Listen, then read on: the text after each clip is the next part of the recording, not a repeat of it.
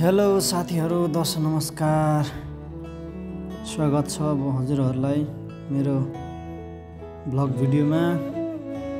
हामी चाहिँ यस्तै छ काममा। यसो हल्का यो चिल्ली सस बनाएको, त्यो चिल्ली सस बनाएको भिडियो बनाएर यसो हालेको। मन परे लाइक शेयर कमेन्ट गरिदिनु होला गाइजहरू। यस्तै हुन्छ हाम्रो काम चाहिँ। रेस्टुरेन्टमा चिल्ली प्याकेट गर्ने, सोया प्याकेट गर्ने कहिले कसो यस्तै छ। परदेशी जिन्दगी दुःख सुख यस्तै चलिरहेको छ साथीहरू। भन्दै आजको लागि यति नै साथीहरू। फेरि अर्को भिडियोमा भेटौँला।